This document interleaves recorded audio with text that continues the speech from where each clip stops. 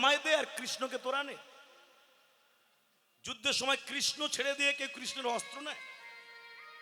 তাহলে সেও চিনতে পারলো না। এবার বলো তো মা, যার তুমি রথ চালিয়ে বেড়াও, যাকে দিয়ে আমার খবর দিতে পাঠালে, ভক্তমণ্ডলী ভক্তিমতী মায়েরা, সেও কি তোমায় চেনে? ভক্তমণ্ডলী ভক্তিমতী মায়েরা, অর্জুন কি ভগবানকে চিনতেন? চিনতে পেরেছেন? বলে চিনতে পেরেছেন। কখন চিনলেন? একটু গীতা যারা পড়েছেন বাড়িতে, গীতা আপনারা তো দেখেছি আসরে এলে গীতা দান করেন। গীতা সবাই পড়েছেন? পড়েননি? গীতা একটু পড়বেন।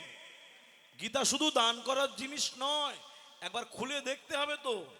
আপনার স্বামী আপনার জন্য যদি কোনো ধনসম্পদ রেখে যায়, সেই বাক্সটা কি স্বামীর সম্পত্তি আছে বলে পুজো করবেন কাপড় জড়িয়ে তুলসী দিয়ে, নাকি খুলে দেখবেন গায়ে?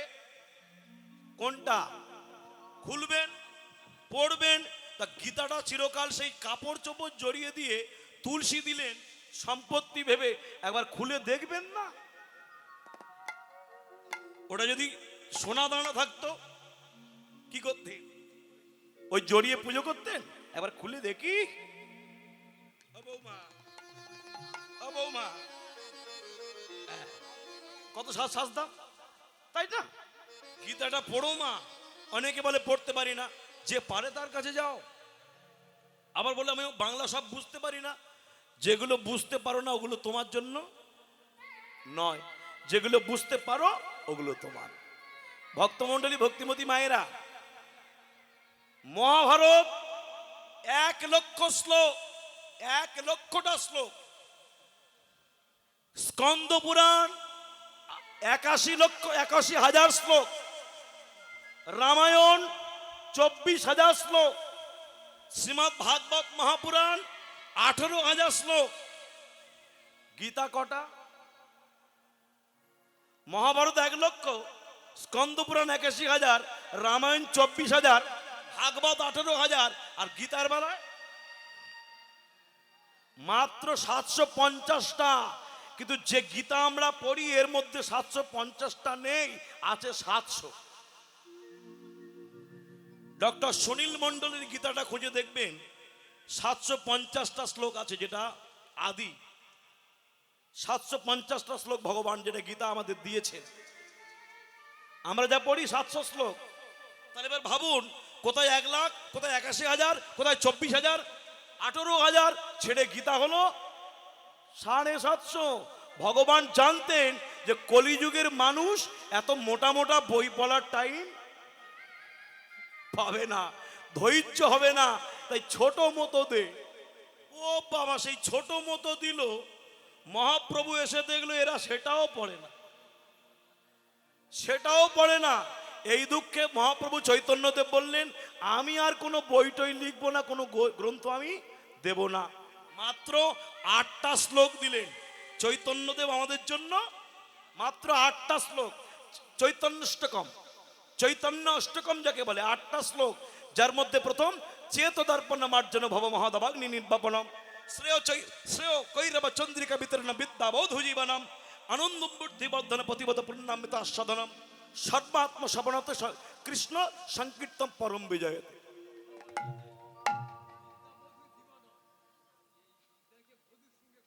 আচ্ছা, সব যদি আমি একবার বলবো তা কোথায় আমি যাব? আমি চেষ্টা করছি সময় সবকে যদি বলতে পারি। ঠিক আছে, ঠিক আছে, বেশ।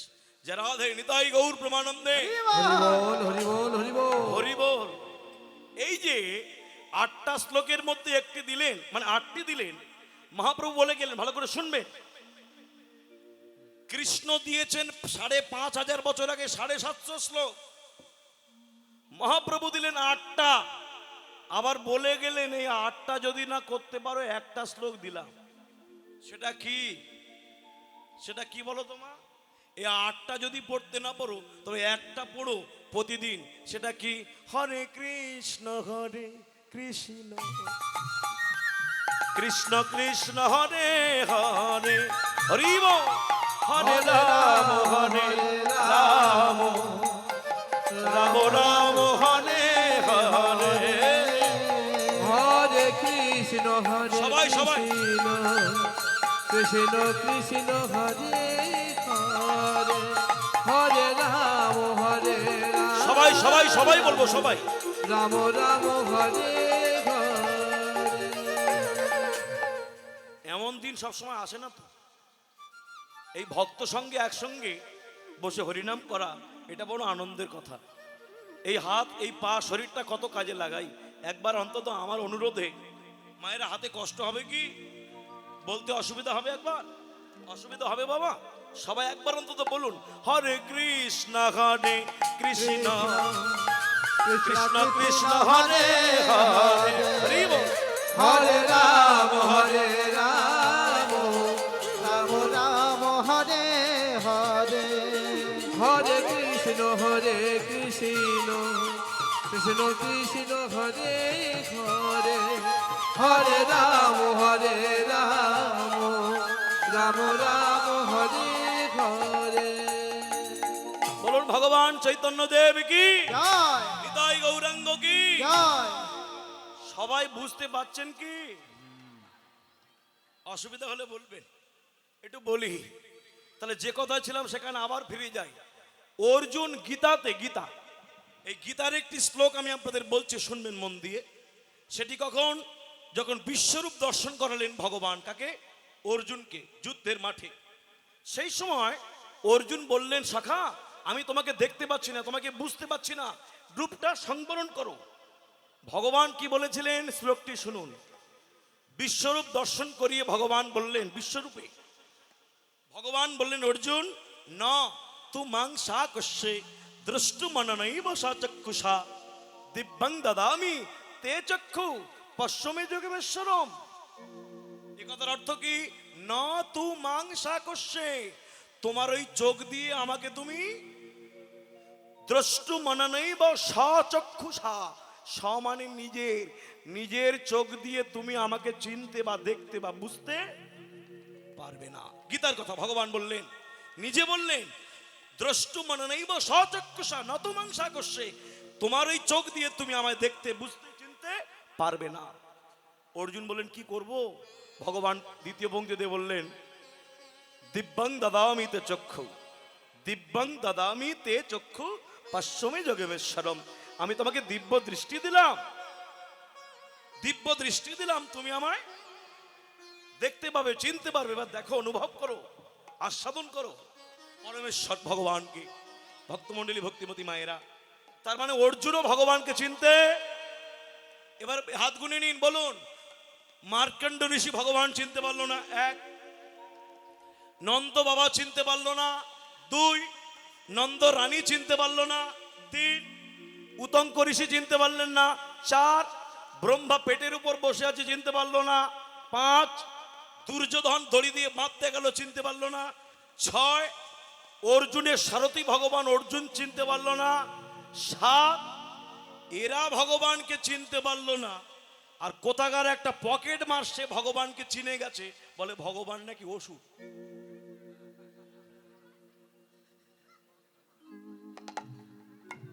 শালা তোর বাপ চিনতে পারেনি, তুই কি চিনবি? পেটের উপরে বসে আছে, ব্রহ্মা বলল আমি চিনতে। যার ড্রাইভারি করলো অর্জুন বলল আমি চিনতে। নন্দরাজার বাড়িতে পালিত হলো, সে বলল আমি চিনতে। নন্দরানীর দুগ্ধ খেলো, সে বলল আমি চিনতে। চুলে জট পেকে গেল, মার্কণ্ড হাজার হাজার বছর ধরে বেঁচে, সে বলে আমি চিনতে। আর ও বলে কৃষ্ণ অসুর, তুই চিনতে পারলি? আশ্চর্য ব্যাপার। এসব fail, Brahma fail, Arjun fail, সব ফেল। ও কে? ও কে? ও বলে আমি চিনতে পারি যে কৃষ্ণ অসুর। আশ্চর্য ব্যাপার। হ্যাঁ, বলে আমি অসুর। হ্যাঁ, কর্ম জায়তে ফল। যেমন যাকে অপমান করবে তোমারও গেঞ্জি ধরে ছুট করাবে, কিচ্ছু করার নেই। কর্মফল কাউকে ছাড়ে না। মনে রাখবেন, ভগবানের সম্পর্কে আমি কখনো কোনোদিন, মানে আমি কোনো কীর্তনিয়াকে নিয়ে, কোনো কীর্তনিয়া সম্পর্কে কিছু বলছেন, আমি কোনো কীর্তনিয়া সম্পর্কে কাউকে কোনোদিন ক্রিটিসাইজ করে কখনো কোনো কথা বলি না। কিন্তু বলছি কেন? কৃষ্ণ নিন্দাটা আমার কানে লেগেছে। সব কথা বলছো ব্রাহ্মণদের দোষ আছে। হ্যাঁ, দোষ তো একটু আধটু আছে। যে ক্ষমতা থাকবে সেটা মোস্তানি করবে না? তখন তো ব্রাহ্মণরা হেড, যা করবে তাই, তারা মোস্তানি করেনি। এই ব্রাহ্মণরা উল্টো পাল্টা করেছিল বলে সমাজের অবস্থা কিছুটা খারাপ হয়েছে। এটা ভুল কথা নয়, ঠিক বলেছে। তাই বলে ব্রাহ্মণদের অবদানগুলো একদিন তুলে দেখাও না। ব্রাহ্মণরা আমাদের জন্য কি করেছে সেগুলো কোনোদিন বলেছো কি? সব আসরে তো ব্রাহ্মণদের নিন্দা করলে, একটা আসরে ব্রাহ্মণদের ভালো কথা বলেছো কি? একটা তো একদিন তো বলতে পারো যে ব্রাহ্মণরা এই এই ভালো করেছে। আপনারা চমকে উঠবেন ব্রাহ্মণদের গুণ শুনলে। চৈতন্য মহাপ্রভু আসার আগে বৈষ্ণব ধর্ম একটু ছিল। মহাপ্রভু এসে বৈষ্ণব ধর্মটা প্রভাব বিস্তার হলো। 600 বছর 700 বছর তার আগে বৈষ্ণব ধর্ম ছিল? এই চৈতন্য আন্দোলন ছিল? ছিল না। আগে কারা রক্ষা করেছিল ধর্ম? ব্রাহ্মণ। আপনারা জানেন যারা বৃন্দাবনে গিয়েছেন, কারা কারা বৃন্দাবনে গিয়েছেন? এখানে আছেন তো? আমি আপনারা একটা কথা বলি, কে দুঃখ পাবেন না। বৃন্দাবনে যারা গিয়েছেন তারা বৃন্দাবনে গোবিন্দ মন্দিরে আদি মদন মোহনকে দেখতে আপনারা পাননি। আমি আবার বলছি, বৃন্দাবনে গেলে গোবিন্দ মন্দিরে আদি মদন মোহন আপনি দেখতে পাবেন না। এটা কজন জানে? মানে আমি জানি বলে অহংকার নয়, কজন জানে? আর এগুলো আমাদের জানানো হয় না। আসল কারণটা বলি মায়েরা শুনুন, বৃন্দাবনে গোবিন্দ মন্দিরে আদি মদন মোহন নেই। কোথায় আছে? এই গোবিন্দ মন্দিরের মদন মোহন গেল কোথায়? সুলতান ঔরঙ্গজেবের শাসনকালে গোবিন্দ মন্দিরের চূড়ায় 2.5 মণ ঘিয়ের প্রদীপ জ্বলত, মানে 1 কুইন্টাল ঘির প্রদীপ জ্বলত। তা দেশ চালাচ্ছে দিল্লির সিংহাসনে মুসলমান ঔরঙ্গজেব, সে কি মেনে নিতে পারে হিন্দুদের মন্দিরে এত বড় প্রদীপ জ্বলবে? বললো কামান চালিয়ে মন্দিরের চূড়া উড়িয়ে দে। মন্দিরের চূড়া উড়িয়ে দিল, ঘিয়ের প্রদীপ উড়ে গেল। বিগ্রহটা কি ছাড়বে? সেই সময়কার দিনে রানা প্রতাপের বংশধর লাগিয়ে ওই গোবিন্দজিউর আদি বিগ্রহকে নিয়ে চলে গেলেন রাজস্থানের জয়পুরে। আপনারা যদি গোবিন্দজিউর আদি বদন দর্শন করতে চান, ভগবানকে বিগ্রহকে দর্শন করতে চান, তাহলে বৃন্দাবনে গেলে পাবেন না। আদি বিগ্রহ আছে বর্তমানে রাজস্থানের জয়পুরে। এবার বলুন, এগুলো আমাদের প্রচার হয়? এগুলোকে বলবে আপনাকে? ইতিহাস তো আমাদের জানানো হয় না। ইতিহাস থেকে আমাদের লুকিয়ে রাখা হয়েছে। আপনারা শুনে নিন মায়েরা, ছোটবেলায় স্কুলে গেলে আমাদের বই থেকে পড়ানো হতো ইতিহাস বই, তাতে লেখা ছিল কি? ইউরোপের ইতিহাস। ভুল বললাম? আপনি ভারতবর্ষের ইতিহাস পড়েছেন কতটুকু? একটুখানি। ইউরোপের ইতিহাস পড়ানো হয় আমাদের। আমাদের দেশের ইতিহাস আমাদের জানানো হয় না। ভারতবর্ষের ইতিহাস জানলে চমকে উঠবেন, আমাদের দেশের অবস্থা জানলে আপনি চমকে উঠবেন। আমার মায়েরা কানে সোনার গহনা পরেছেন তো? ও মায়েরা, কানে সোনা পরে আছেন তো? একটু 10 গ্রাম সোনার দাম 60-62 হাজার টাকা দাম। গহনা করে কানে দিলে 70 হাজার টাকার কাছে চলে যাবে 10 গ্রাম সোনা। কিন্তু আপনি জানেন এই ভারতবর্ষ থেকে 10 গ্রাম নয়, 10 কিলো নয়, 10 কুইন্টাল নয়, 10 টন নয়, 10 জাহাজ নয়, 900 জাহাজ সোনা বিদেশিরা লুট করে নিয়ে গেছে। এগুলো আমাদের জানানো হয়? ইতিহাস বলছে 900 জাহাজ সোনা বিদেশিরা লুট করে নিয়ে গেছে। আপনারা পড়েছেন ছোটবেলা বইয়ে, নাদির শাহের কথা পড়েননি? পারস্যের দস্যু সম্রাট কতবার আক্রমণ করেছে ভারতকে? 17 বার। ভালো করে শুনে রাখুন, অনেক কথা বলি, এ কথাগুলো আমরা বলি না। একটা দেশে আপনারা সাধারণ কথা ভাবুন, আমার গুণীজন আপনারা, আপনাদের জ্ঞান দেব না, আমি কোনো জ্ঞান দিচ্ছি না, শুধু একটু ভাবাচ্ছি, স্মরণ করাচ্ছি। বলুন তো, একটা বাড়িতে ডাকাত পড়ে যদি 17 বার, তার মধ্যে কত মাল আছে? একটা বাড়িতে কতবার ডাকাতি হয়? 17 বার। 17 বার আক্রমণ করেছে ভারতবর্ষকে নাদির শাহ। তার মানে এই ভারতে কত কি ছিল? ময়ূর সিংহাসন, কোহিনূর হিরে সব নিয়ে চলে গেছে। সোনা 900 জাহাজ সোনা নিয়ে গেছে। ভারতবর্ষটাকে শেষ করে দিয়েছে লুটপাট করে প্রায় 1000 বছর ধরে। মনে রাখবেন সব নিয়ে গেছে। ইসকন প্রতিষ্ঠাতা, বর্তমান ইসকন মায়াপুর সাহেবের মঠ ইসকন প্রতিষ্ঠাতা এসি ভক্তি বেদান্ত অভয়চরণানন্দ স্বামী প্রভুপাদ যখন বিদেশে গিয়েছিলেন, বিদেশি সাহেবরা বলেছিলেন, স্বামীজি আমরা 200 বছর ইন্ডিয়াকে শাসন করেছি, সব তো নিয়ে চলে এলাম, আর আপনি বুড়ো বয়সে এই 67 বছর বয়সে আপনি আমাদের কি দিতে এলেন? এই বয়সে আপনি আমাদের কি দিতে এলেন? মায়েরা শুনে নিন, বিদেশিরা প্রশ্ন করলেন, স্বামীজি এই বুড়ো বয়সে আপনি কি দেবেন খালি হাতে? ভারতবর্ষকে লুট করে সব এনেছি তো। স্বামীজি বললেন, তোমরা সব এনেছো, টাকা এনেছো, ঐশ্বর্য এনেছো, সোনা হিরে মণিমুক্ত এনেছো, তোমরা শান্তি আনতে পেরেছো? শান্তি আছে? টাকায় সুখ হয়, টাকায় শান্তি হয় না। শান্তিতে আছো? বলল না, আমি তোমাদের দিতে এলাম সেটা কি জানো? বলল কি এনেছেন? বলে আমি তোমাদের যেটা দিতে এলাম সেটা কেউ কোনোদিন চুরি করতে পারে না, সেটা চুরি করে কেউ কমাতে পারে না, চুরি করে কেউ নিয়ে যেতে পারে না। সেটা কি?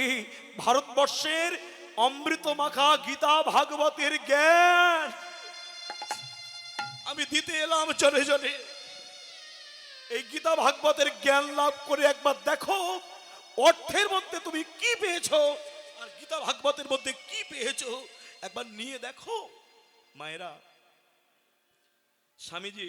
স্বামীজি মানে ওই অভয়চরণানন্দ প্রভুপাদ ইসকন প্রতিষ্ঠাতা 67 বছর বয়সে মাত্র 40টা টাকা নিয়ে, 67 বছর বয়স, একবার ভাবুন, 67 বছর বয়সে 40টা টাকা নিয়ে মালবাহী জাহাজ, জলদূত জাহাজ, মালবাহী, মানুষ যায় না, মালপত্র যায়, এই মালবাহী জাহাজে করে আমেরিকায় গেলেন শুধু হিন্দু ধর্মের কথা, সনাতন ধর্মের কথা প্রচার করতে। ভাবতে পারেন এরকম মহাপুরুষ না থাকলে কি সনাতন ধর্ম এগিয়ে যায়? আমি বাবা অনিল বাবুকে মাঝে মাঝে বলি, আপনি কি বলেন? যতবার ফোন করে বলে, গুরু আর দেখা হবে না তোমার সঙ্গে।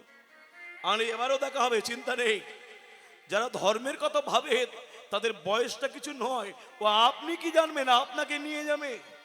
প্রভুপাদ বললেন 67 বছর বয়সে যেতে যেতে জাহাজের মধ্যে আমার 2বার হার্ট অ্যাটাক হয়েছে, কিন্তু কৃষ্ণ আমাকে নিয়ে গেছে।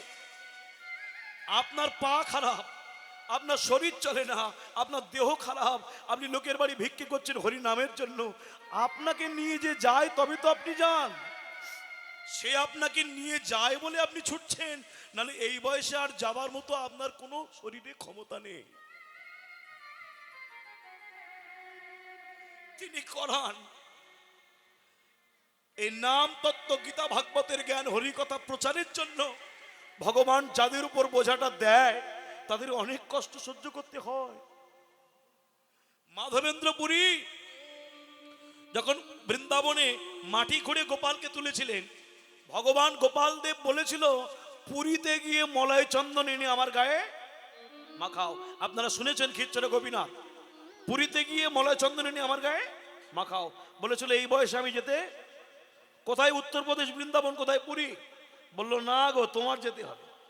এবার আপনি ভাবুন, মায়েরা ভাবুন, এই 80-85 বছর বয়স হেঁটে হেঁটে বৃন্দাবন থেকে পুরীতে ভগবান নিজে পাঠাচ্ছে, তুমি গিয়ে আনলে তবে আমার গায়ে মেখে আনন্দ হবে। ভগবান হয়তো বলছে অনিল বাবু ভিক্ষে করে আনলে তবে হরি নামটা হবে, তবে তার সুখ হবে। আপনি কষ্ট করলে হবে না তো, আপনাকে দিয়ে করিয়ে নেবে।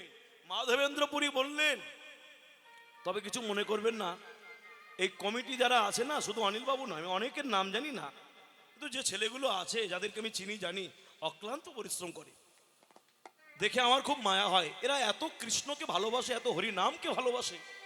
বিগত কয়েকদিন ধরে, যে কয়েক মাস ধরে যে কষ্ট করে এত আয়োজন করেছেন, আপনাদের সেবার আয়োজন, মানে দেহের জন্য, পরমাত্মার জন্য, ভক্তদের জন্য যে কষ্ট করে এরা ভিক্ষা করে যেভাবে করে, এটা বড় আনন্দের কথা।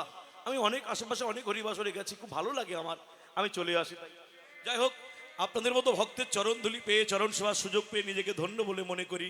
তাই গৌর প্রেমানন্দে হরি বল। হরি বল। তো স্বামীজি বললেন, প্রভুপাদ বললেন, সাহেব